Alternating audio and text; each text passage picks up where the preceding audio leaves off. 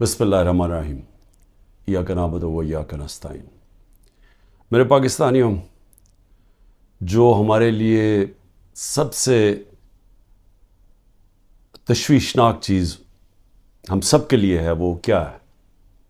12 لاکھ پاکستانی جب سے یہ حکومت آئی ہے ملک چھوڑ کے چلے گئے۔ لیکن یہ 12 لاکھ پاکستانی کون سے پاکستانی ہیں؟ یہ وہ پاکستانی ہیں جن کو دنیا تیار ہے اپنے ملکوں میں لینے کے لیے۔ یورپ، امریکہ، کینیڈا، یہ اس طرح کے ملک یہ تیار ہیں ان کو لینے کے لیے، کیونکہ پروفیشنلز ہیں۔ یہ وہ لوگ ہیں جن کی ڈیمانڈ ہے دنیا سے باہر، یہ کہیں بھی جا سکتے ہیں۔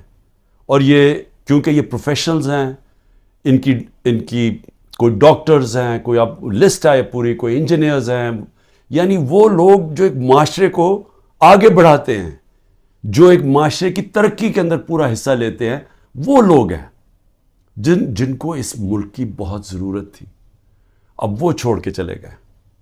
12 لاکھ لوگوں کا جانا صرف یہی نہیں کہ یہ وہ لوگ ہیں جن کو آرام سے ویزا بھی مل گیا، ان کو آرام سے ان کو نوکریاں بھی باہر مل گئی۔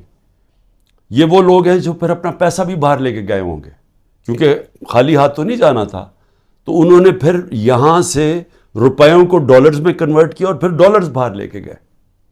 تو سوچیں کہ اس کی کتنا نقصان ہوا ہوگا پاکستان کو۔ میں نے زیرو سے ایک پارٹی بنائی اور آہستہ آہستہ آہستہ کوئی شارٹ کٹ نہیں لیا۔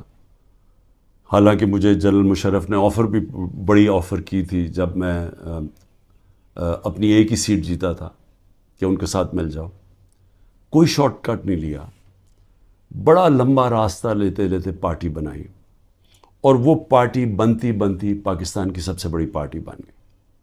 تو مجھے تو سب سے زیادہ اندازہ ہے جو کسی کو نہیں ہے پاکستان میں، کسی کا وہ تجربہ ہے ہی نہیں جو میرا ہے، کیونکہ یہاں تو ساری بنی بنائی پارٹیز کا حصہ تھا، یا کسی کا باپ تھا یا کچھ تھا، یا نانا تھا یا ماں تھی پولیٹکس میں، یا کوئی لیڈر تھے۔ یہ تو اس طرح بنے، یا وہ جنرل ضیاء نے اور جنرل جیلانی نے شفقت کر دی بہت بڑی ایک بزنس مین کے اوپر، اور وہ پولیٹیشین بن گیا، اور اب اس کے بچے تیار ہو گئے ہیں سارے۔ لیکن انہوں نے کوئی خود تو پارٹی نہیں بنائی، انہوں نے خود تو زیرو سے کوئی پارٹی نہیں بنائی۔ تو میں آج آپ کو کہہ رہا ہوں کہ عوام جدھر کھڑی ہے، یہ جو بھی حرکتیں کر رہے ہیں، اس سے صرف نفرتیں بڑھ رہی ہیں۔ اس سے کوئی الیکشن کے اوپر جو بھی کیلکولیشن ہے یہ غلط ہونے والی۔ چھوٹی چھوٹی پاکستان میں پارٹیز چھوٹی چھوٹی لے آئیں، پلان تو یہ ہے کہ وہ ہر کسی کو تھوڑی تھوڑی سیٹیں دلوا دیں، وہ سارے اوپر، اور اوپر سے پھر اسٹیبلشمنٹ کنٹرول کرے گی پاکستان کو۔ تو اس سے تو ملک ٹھیک نہیں ہونے لگا۔ جو ملک کی ضرورت ہے وہ اس کی اپوزٹ ہے، وہ بالکل متبادل ہے اس کے۔ اور وہ کیا ہے کہ صاف اور شفاف الیکشن ہو، ایک پبلک مینڈیٹ سے پارٹی آئے پاور پہ، اور وہ پھر رول آف لا قائم کرے۔ دیکھیں جو لوگ چھوڑ کے جا رہے ہیں وہ جنگل کے قانون سے بھاگ رہے ہیں، تو جب وہ دیکھتے ہیں کسی کے گھر میں بھی توڑ کے گھس جاؤ، بیوی بچوں کو پکڑ لو، رشتہ داروں کو پکڑ لو، بزنسز بند کر دو، تو خوف آ رہا ہے لوگوں کو۔ پہلے تو کبھی ایسے سنتے ہی نہیں تھے، نہیں تو بیچارے غریب لوگوں سے ایسے ہوتا تھا نا۔ یہ میں اپنی پارٹی کو پہلی دفعہ میں اپنی پارٹی کو کہتا ہوں، جو ہمارے سے ہو رہا ہے یہاں کمزور سے ہمیشہ ہوتا رہا پاکستان میں، جب طاقتور کے سامنے کھڑا ہوتا ہے، اور اسی لیے ملک آگے نہیں بڑھ سکتا، کیونکہ اس ملک کے اندر انصاف ہی نہیں ہے۔ تو یہ تو انصاف کی ساری حدیں ہی توڑ دی ہیں۔ یہ تو وہ نظام آ گیا جو کہ ہم کوئی تصور ہی نہیں کر سکتا تھا کہ پاکستان یا دنیا کی کسی جمہوریت میں آئے۔ تو جب اس طرح کے حالات ہیں تو لوگوں کی نا امیدی تو بڑھنی ہے، مایوسی تو بڑھنی ہے، لوگوں نے تو جانا چھوڑ کے۔ یہ دوسرا دور آ گیا، اور اس دور کے اندر سب سے ایک ہی راستہ ہے کہ صاف اور شفاف الیکشن کروائیں، اور اس ملک کے اندر اسٹیبلٹی لے کے آئیں، ایک سیاسی استحکام آئے، اور اس کے بعد پھر معیشت کو ٹھیک کریں، اور ملک کے اندر وہ ریفارمز کریں۔ اس ریفارمز کے بغیر پاکستان اس دلدل سے اب نہیں نکل سکتا۔ پاکستان کو سرجری چاہیے۔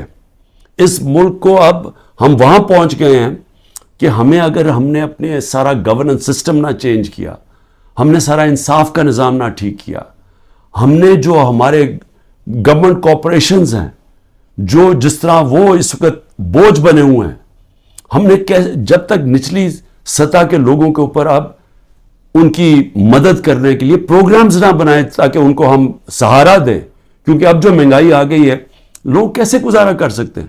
اور جو ہم نے ہیلتھ کارڈ لے کے آئے تھے، سوچیں کہ پہلے ہی گزارا نہیں ہو رہا تو اگر بیماری ہوگی گھر میں، تو اگر آپ ہیلتھ کارڈ ہی لے جائیں گے، ہیلتھ انشورنس، وہ کیسے گزارا کریں گے؟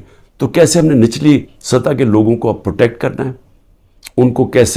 ان کو ہم نے معاشی طور پہ ان کی حفاظت کرنی ہے ٹارگیٹڈ سبسڈی سے، کیسے ہم نے اپنے ملک کے اندر ڈالر کی انٹیک بڑھانی ہے، وہ کون کون سے قدم ہیں، کیسے ہم نے خرچے کم کرنے ہیں، کیسے ہم نے اپنا گورننس سسٹم ایسا کرنا ہے کہ باہر سے انویسٹر پاکستان آ سکیں، کیسے ان کو اعتماد دینا ہے اپنے رول آف لا پہ کہ ہمارے یہاں اس ملک کے اندر آپ اگر اپنی سرمایہ کاری کریں گے تو ہم اس کی حفاظت، ہمارا قانون اس کی حفاظت کرے گا، لیول پلینگ فیلڈ دے گا، وہ کنڈیشنز دے گا کہ جب اب مثلا چائنا سے جب انڈسٹری ہم چاہتے تھے کہ پاکستان آئے، تو میری جب پریمیئر لی سے ان کے بات ہوئی تو انہوں نے مجھے کیا کہا؟